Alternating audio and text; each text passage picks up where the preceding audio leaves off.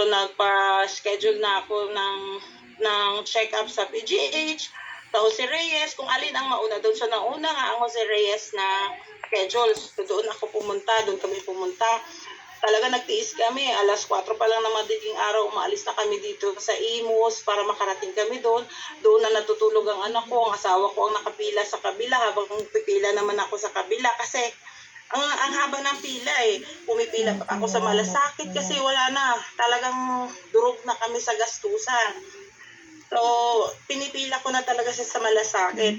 And then, alam mo yung pagtitiis ng anak ko doon na hindi siya kumakain kasi may test pa nga, di ba, na bawal kumain, magte-test muna, bawal uminom ng tubig. So, lahat tiniis ng anak ko yun habang naghihintay kami doon. Tapos, tinanghina na siya. Sobrang payat ng anak ko, sobrang pis, hindi nakakatulog. Pareho na kaming stress. Even ako, minsan napapalo ko na siya, napapagalitan ko na kasi hindi, parang feeling ko hindi ka sumusunod sa akin, hindi mo inaayos ang sarili mo, hindi mo tinutulungan ang sarili mo, which is ako din naman makarealize na minsan nga pag nagka-ingrown lang ako sa paa, sobrang sakitan ng nararamdaman ko. What more pa yung pakiramdam ng anak ko na sobrang maga ang dede niya.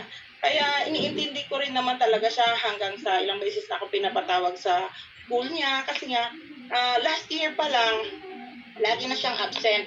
Dahil lagi talaga sa isang linggo, hindi pwedeng hindi siya lalagnatin. Hanggang ngayon na year, lagi siyang nilalagnat. So ngayon, nang na-test na nga kami doon sa Jose Reyes, pina-urgent siya ng doktor niya. Kasi nga, natakot din yung doktor dahil breast niya at bata pa siya. 15 years old pa lang siya ngayon. So, tinest naman lahat, ultrasound, tapos kinabahan pa nga ako dahil sabi nga doon sa ultrasound, may nakita kasi doon sa between 6 to 9 p.m. daw ng ng breast niya. So, binilog-bilugan pa ngayon ng doktor, tapos pinulit pa yung ultrasound, kinlaklaro pa. Hindi nila ma-identify, kaya na-referred naman kami sa biopsy. So, nag-biopsy kami, sobrang tagal pa nga ng test. Inabot pa, December kami nagpa-test, inabot pa kami ng January kasi wala nga mga schedule. So, January, pero ang ultrasound namin, may lumabas ng ultrasound nung December. Ang iniintay na lang namin na result is biopsy. Pero hindi ko tinitignan yung mga result ng ultrasound nung December kasi parang iniisip ko, gusto ko munang mag-New Year, mag-Pasko na hindi ako mag-iisip na may nangyayari sa anak ko. Ayoko munang isipin, kumbaga, hindi denial pa ako that time. So, nito na January, ito na yung result niya. Nirefer na rin kami sa derma kasi sabi, meron nga nakita nga dito sa anak ko na non-healing wound nga yung skin niya. So, kailangan ma-refer siya sa derma kung anong pinanggagalingan, na bakit siya nagkakaganon, bakit hindi gumagaling yung yung sugat niya. Then yun niya sa biopsy niya, good thing naman doon, nakita naman na benign naman. Sabi naman ng doktor, magpapasalamat tayo, benign naman, hindi naman siya ganoon sa iniisip natin. Kaso lang, sabi ng doktor niya, it lead to cancer kapag napabayaan natin. Kasi dede ito, mami, kailangan natin maasikaso agad, kailangan matutukan ka agad. Siyempre, lahat ng kailangan gagawin good na nung time na yun So, inano na kami na kailangan namin mag-patch testing para ite-test siya kung saan ba galing yung sugat niya, kung bakit, dahil ba sa bakal, sa bra niya, sa mga sabon, lahat na ite-test na sa kanya. So, nakaschedule kami ng February 16 or 11 ba yun? Basta February, mag-patch testing siya. Pero yun nga, dahil nga nung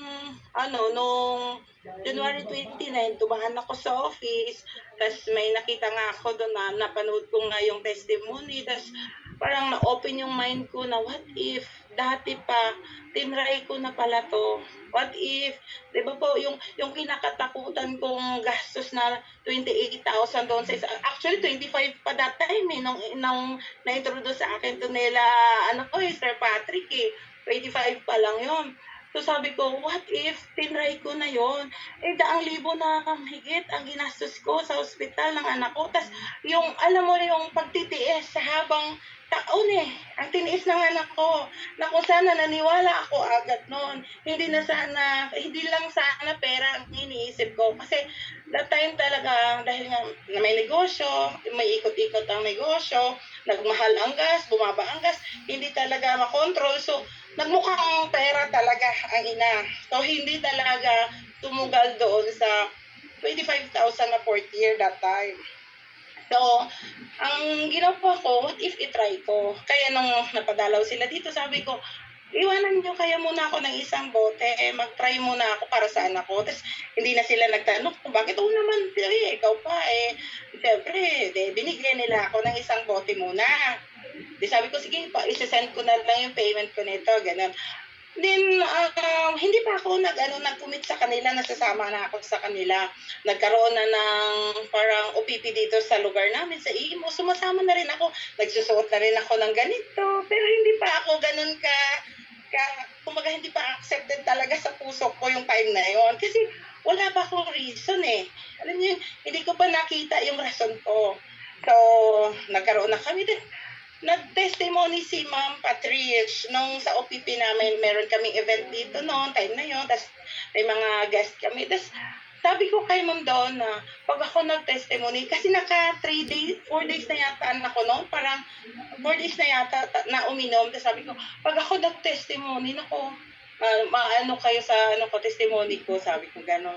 Tapos sabi ni Ma'am doon, bakit? Mayroon ba? Gano'n na sila. Kasi hindi ko talaga sinasabi. Tapos this parang naluha ako kasi parang happy ako eh. Grateful ako sa kanila eh. Na hindi ko muna ma-open sa kanila kasi nasa labas nga kami, nasa coffee shop kami that time. Sabi ko, sige, punta tayo sa bahay, doon ko na lang ikwento. Tapos noon, pumunta kami dito sa bahay, pinito ko sa kanila, pinakita ko sa kanila. Tapos eto yung pinakita ko yung video ng anak ko, nakikita niyo naman po yung anak ko nung unang inom niya. Sobrang payat ng anak ko, sobrang putla, ang pale.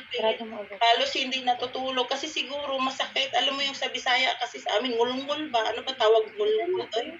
Basta, yung siguro makirot pala, sorry sa ngulungul. Makirot, kaya siguro siya hindi matutulog. Kaya mo isa-isa lang. Tapos ayun na yung first time na uminom siya. Nung unang araw, 2 ang iniinom niya. 2 sa umaga, tapos nung gabi 2. Tapos nagreklamo siya, mama, ang ayoko uminom, parang takot pa siyang uminom ba. Tapos sabi niya, baka pwedeng isa lang. So ako naman, nagtitipid nga din naman ako, no. Sige, payag na lang ako sa isa, baka ako kasi hindi niya inumin. Tapos sayang naman. Sabi ko, 500 ang isa niya na. O 466, so kailangan inumin mo talaga. So sa akin naman, okay lang dahil ang mga nanay nga naman, no, minsan nag-iisip din kahit paano, kahit worried na nag-iisip pa rin sa pera. Mukhang ang pera ang mga nanay talaga. Ay, ako lang pala. Sorry. Tapos ayun, di sabi ko, sige, okay lang, isa. Basta inumin mo isa sa umaga bago kumain, isa sa gabi dahil nga lagi akong wala, so hindi ko maasikaso, hindi ko siya matutukan kung uminom na ba talaga siya. Kaya takot naman akong baka sabihin niyang uminom pero hindi. So ako na nag-a-adjust, sige, payag na akong isa lang. Tapos nung 3 days siyang uminom. Bumaba siya, mama. Sabi niya, mama, nagulat ako pagbaba niya. Daming dugo sa damit niya. Inaka-white pa siya that time. Sabi niya, mama, tingnan mo. Sabi, ano nangyari sa'yo? Akala ko nauntog yung dede niya. Kasi sabi, wala, gigising ko lang eh. Tapos sabi niya, pumutok daw yung yung dede niya. Inisip ko pa noon, ay, ang galing ng ointment kasi wala pa siyang binigay ang doktor sa Jose Reyes.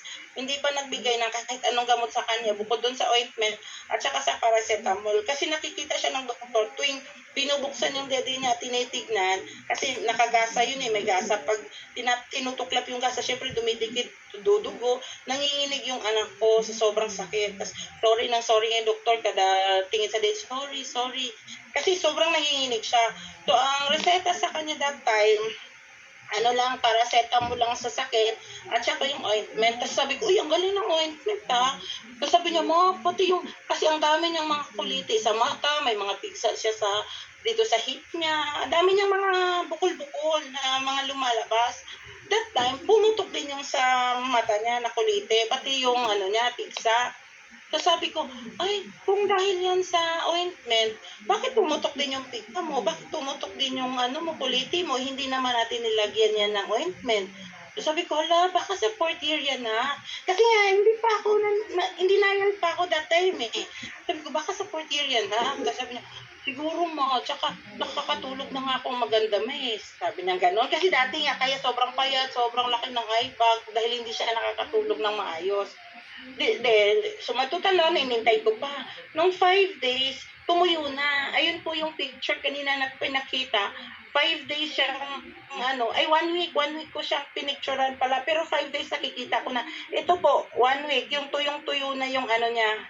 Pati yung kabila niyang dede na nag-umpisa na sana, yung maliit, yung may maliit na kasugat. Ayun po yung tumuyo na siya. Nakita ko na talaga yung niya, improvement. Kaya sabi ko, wala, ang galing. 1 week pa lang. Kasi to think na tig-iisa lang ang ininom ko na dapat kasi talaga,